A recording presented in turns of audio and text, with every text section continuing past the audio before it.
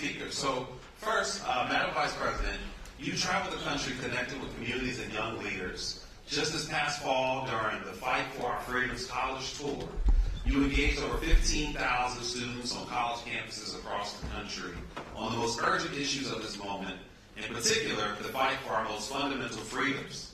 One freedom you are focused on is the freedom to be safe from gun violence. And so it's no surprise that you oversee the first ever White House Office of Gun Violence Prevention. Now, what can we do, from your perspective, to end this senseless violence, and how is the administration leading on this issue? Thank you, Greg. Let me just start by talking about Quavo. So Quavo and his mother and his aunt, Takeoff's mother and sister, came to my office in the West Wing of the White House to talk about this issue. And it was a difficult conversation that day. Because the issue is such a difficult one. And I know there are a lot of families here and survivors, and the pain that is associated with gun violence in America is almost unspeakable. And it is everywhere. And what Quavo has been doing with the Rocket Foundation to translate that pain and that grief into something that is about creating strength and empowerment in the community, including among our young people, is really extraordinary. And as I said to you that day, Quavo, in my office, that you have chosen to use your celebrity, the gift that you have as an artist, to talk about and actually work on with action this issue is really extraordinary. You are an incredible leader and a national leader on this, and I thank you for that as the head of the first White House Office of Gun Violence Prevention and as Vice President.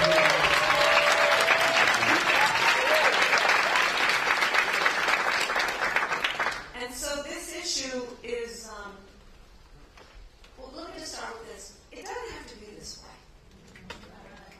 And we have to hold on to and remember that. It does not have to be this way. We cannot ever normalize this.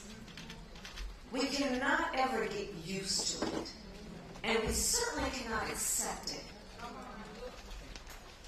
We need to understand that everyday gun violence is as serious as mass shootings, that any life lost, any life that has been impacted by gun violence is one life too many.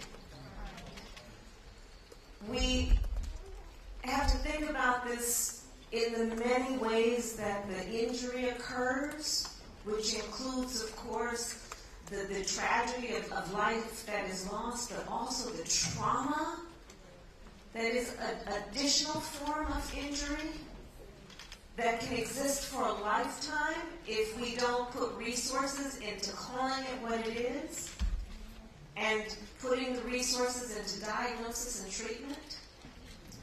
Let's think about it in terms of the tragedy that gun violence in America is the #1 killer of the children of America. Not car accidents, not cancer, gun violence. 1 in 5 Americans has a family member that was killed by gun violence. Gun violence, black victims of gun violence, 10 times more likely to be a victim of gun violence. So it's a real issue that requires everybody's priority in terms of addressing it. And there are many ways to do it that include also what we need to do around election time, which is about recognizing that too many people who I will call cowards have been pushing this false choice to suggest you're either in favor of the Second Amendment or you want to take everyone's guns away. That's a false choice. I'm in favor of the Second Amendment. I also believe there is no reason why we have assault weapons on the streets of America. There are weapons of war. We need an assault weapons ban. I'm in favor of the Second Amendment. I'm in favor of the Second Amendment, and we need universal universal background checks. I'm in favor of the Second Amendment, and we need red flag laws. And we need the people in the United States Congress to have the courage to stand up to the gun lobbyists and take action around what is just reasonable. Universal background checks. You just might want to know before someone can buy a lethal weapon. If they've been found to be a danger to themselves or others, you just might want to know. That's reasonable. Assault weapons. Assault weapons are designed to kill a lot of people quickly. There's no place for them in the neighborhoods and the streets where people live and go to school and worship. We've seen what they do. So there are solutions, and that's part of the work that I'm doing with the Gun Violence Prevention Office. The White House is to work on those solutions, including what we have recently done through that office, which is to put $1 billion into hiring mental health counselors in our public schools to help address the mental health.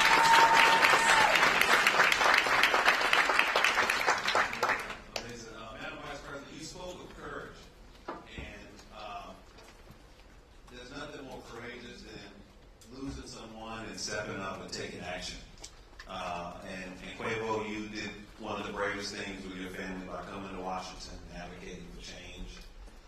And so I'm just curious if you can share a little bit about why is this issue so important to you, and why is it so important for you to take action after suffering such loss? I'm a victim.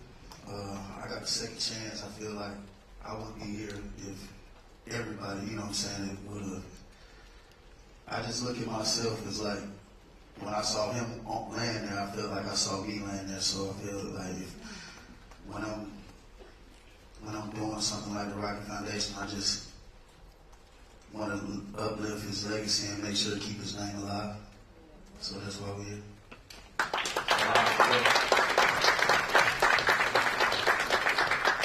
Speaking of legacies, Madam Vice President, gun violence causes trauma and deeply impacts our mental health, and especially true for young folks who are going through active shooter drills, that are losing their friends and families at such a young age. You have spent your career, I would argue, most of your life working on this issue. As district attorney, 20 years of pouring into efforts to be smart about how we prevent violence and really elevating the national model for how we deal with stress and trauma amongst our youth. I also just want to mention, as California Attorney General, you created the Bureau of Children's Justice to shape the state's response to the crisis of childhood exposure to trauma. And as the Vice President, you continue to emphasize the importance of addressing the trauma that too many of us have faced with gun violence. And so we'd love for you to talk a little bit more about how you've been fighting to prioritize mental health and really resources and support to help those who have been impacted by trauma. Well, gun violence in the neighborhood, in the community, without any question, results in trauma. I mean, just think about trauma as being an invisible wound, but a wound nonetheless. And like any wound, if it does not heal in a healthy way, it will continue to be a problem. I will say that there are many sources of trauma. Poverty is trauma-inducing. When you start compounding sources of trauma, then you can just imagine how the trauma is even more severe. So let's speak truth about that as well. But, on the issue of what I've seen in particular about the trauma that comes from exposure to violence, some people will simplify the point of post-traumatic stress disorder, PTSD, and one of the ways that I've heard it simplified, but it makes sense, is imagine every day you're walking across a very busy street, and out of nowhere a Mack truck comes barreling down. Without reflection, you'll produce what's called a cortisol. Your body will absolutely just react without reflection, and you'll jump back. But if every day, at different points in time, that Mack truck comes, you're going to overproduce that thing. That is the thing that your body is designed to do to help you deal with stress. But when you overproduce it one day, as this example goes, you're walking across the street, you look up, you see that Mack truck coming, and you keep walking. Because you've so overproduced this thing that it makes you numb. It's really important to understand that is one of the symptoms of exposure to trauma-inducing things, because, you know, when we talk about how, especially our young people are misdiagnosed, when people will look at our young people and say, oh, they don't have any emotional feelings, that response to this thing doesn't seem like a healthy response. Well, when people have been overexposed to trauma-inducing events, that's physiologically what happens. So we have to also elevate the conversation about what trauma looks like and what the effects of trauma look like. It includes that a young person, or any age, by the way, will have trouble sleeping at night, will have depression, will have flashbacks. If they're in class, will act out, and then get labeled the bad kid, which just produces a whole other cycle of them getting, put on detention, getting kicked out of school. So this issue of early diagnosis and treatment of trauma has profound impacts on everyone from our youngest to of any age. And part of then the work that Quavo, you've been doing with the foundation, and what we've been doing, is to elevate the importance of dealing with mental health. And it's something that all communities need to address, but we in particular have to remind people. When we talk about health care, for too long people have acted as though the body starts from the neck down. Well, what about the health care we need from the neck up? That's health care. And so mental health care is important. But we have to put resources into it. And the thing that we know is we need to have culturally competent mental health care providers.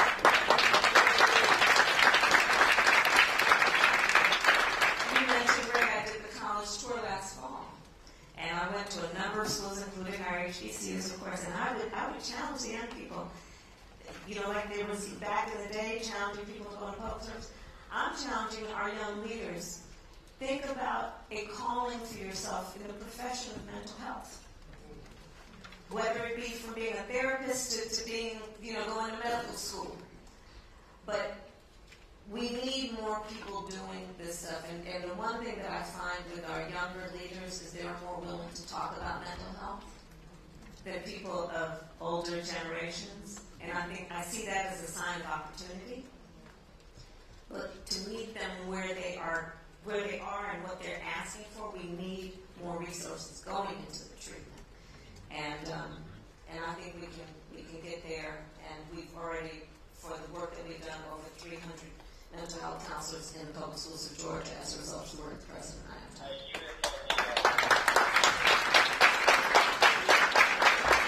And I will add one more thing. Please pass the word. There's a crisis line that we set up, 988. And here's the thing to let people know about that. You can be anonymous. You can text it. You can call it. You can have a conversation. Sometimes it's just about creating safe places for people to talk. Just to be able to talk. And so 988 is something that we should get the word out, where it's anonymous. You can just call and talk with somebody about how you are feeling in a safe place. I want to ask the room real quick. Raise your hand if you've lost someone to gun violence. And so I just think it's fair of me to speak from the room, Madam Vice President. Just thank you for seeing us. Thank you for seeing how deep this is cutting our community. I know for me, I couldn't sleep for months. I think our first few conversations, whether you were going through the same thing. And for too often, our trauma is overlooked. And it just means so much. It really does.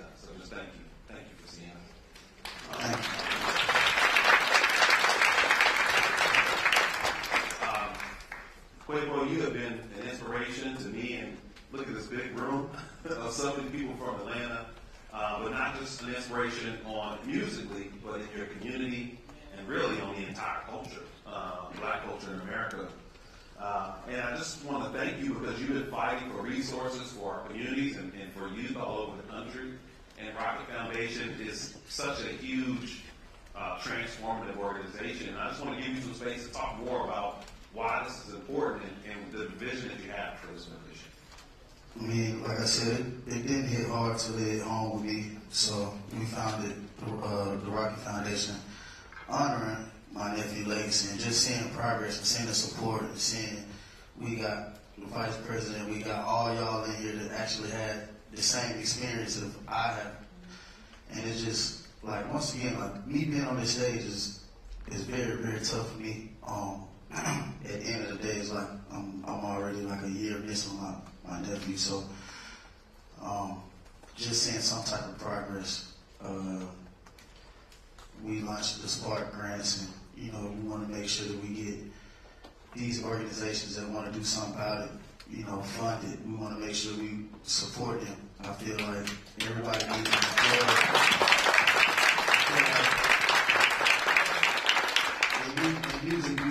in music we say a plug. So I just want to be the plug to the community and help change.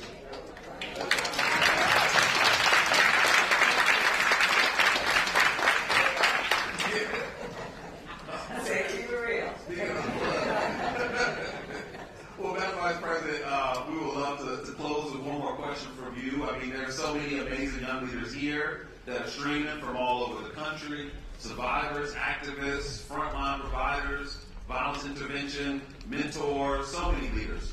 And I'm just curious, what would you say to the young leaders of the future of how they can be a part of the change and really help turn this issue around? Well, I'll start with this. You were born a leader. And for the young leaders who are here now, you have clearly decided to activate that as early and as soon as possible. And that inspires all of us. Our country needs you. Our country needs you. And so I got plenty of advice. Okay, here you go. So let's start with this. You're going to hear many times in your life, oh, nobody like you has done that before. Oh, you're too young. Oh, it's not your time. Wait your turn. This one I love. Oh, it's going to be hard work. Don't you ever listen to that. Let me tell you, I have a saying, I eat no for breakfast. I don't hear no until maybe the 10th time, and I don't hear it then either. So don't ever listen when someone tells you that the thing that you have passion about, that you know can be done. Don't ever listen when somebody tells you it's not possible. The other piece of advice I have is this. Don't ever be burdened by other people's limited ability to see who can do what. That's not your problem. That's not your problem. That's their problem. Got more advice. There will be many times when you're going to be in a room, a meeting room, a boardroom, where you're going to be the only one that looks like you in that room. The only one who's had the experiences that you've had. I want you to look around this room and hold this image in your heart and in your mind. And you remember when you walk in those rooms, we are all in that room with you. And so we expect and require that you walk in that room with your chin up and your shoulders back, knowing you are carrying the voice of so many people who are so proud that you are there. Don't ever let anyone suggest to you that you are alone, because that's one way to make somebody feel like they don't have people. You have people. You have people who stand with you. And so these are some of the things that I think is so important for our young leaders to remember, and in particular our young leaders right now. You know, you talked, Greg, about active shooter drills. You know, when I was growing up, the closest thing we had was fire drills. Right? Our children, our young people, when I was doing the college tour, and I was doing it with college age groups, I was doing trade schools as well as universities and stuff. And I would ask the young people, raise your hand if at any point between kindergarten and 12th grade you had to do an active shooter drill. Almost every hand went up. This one young person said to me, younger than the college, and said to me, yeah, that's why I don't like going to fifth period. I said, why, sweetheart? Why don't you like going to fifth period? And they said, well, because in fifth period, there's no closet to hide in. So we talk about trauma. It includes, especially when you're talking about children who are exposed to everyday gun violence. And they're doing active shooter drills, worrying about who might bust through the classroom door. Think about what our children are carrying in terms of the fear. When their beautiful big brains should be open to the wonders of the world and being taught about the wonders of the world and excited about that. And so back to our young leaders, your voices on so many issues, including this one, are based on a lived experience, which gives you the authority and the right and the entitlement to go out and speak your truth and require that people listen to you. And don't stop talking until people listen to you. We are counting on you. You know, when our young leaders start voting in their numbers on issues like this, we're going to see a sea change. Because they're not going to wait. They're not going to wait, and they are not falling for the okie doke. So that's my advice. And then I guess my last piece is this. So I was proud when I was in the United States Senate to be one of the sponsors to make Juneteenth a federal holiday, which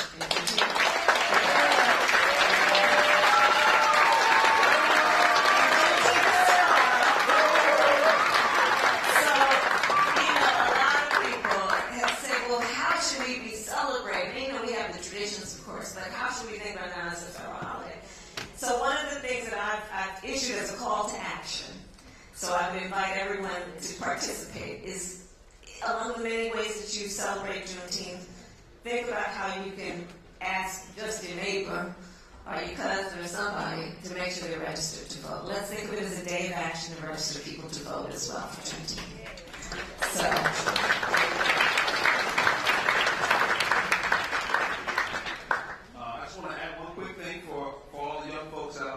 We have our great partners at AmeriCorps that are here as well. And so through the innovative we have over 500 sites of AmeriCorps where you can sign up and join the team officially to help us address the issue of gun violence. And don't we have some paid jobs in the connection with AmeriCorps? Yes, ma'am. Let's talk about that. Yes, ma'am. The average program pays $2,914 a month. But, you know, who's counting? But they're great programs to get you started, and we would love to have you be a part of your service work and being paid for that effort. So, and one last thing I'll just share. Oh, yes, please, sir. I just want to shout out Shine Light on the Rocket Camp and go back to how she said everything started with the youth. So what we'll be doing, we're going to open up the Rocket Camp and have where are my Rocket Camp kids at? Where they?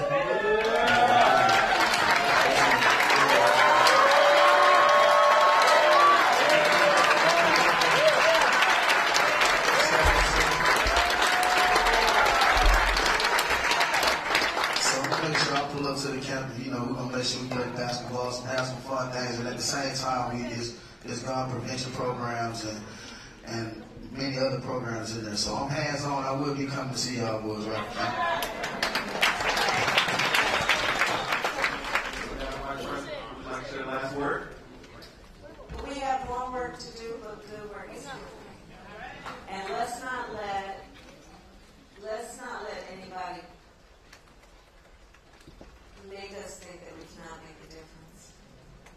There's so many people here who they raise their hand, you're through so much.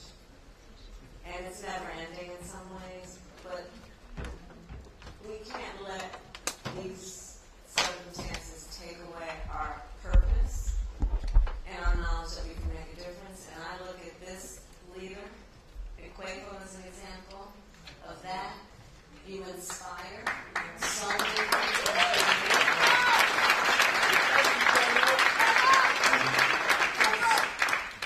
This is exactly what leaders do. They figure out a way to turn pain into purpose in a way that benefits so many. And I'll say with this, I think that there's been something kind of backward that's been happening in our country in the last few years that is to suggest that the strength of leader is measured based on who you beat down. When in fact the real strength of a leader is measured on who they lift up. Yes. And that's what you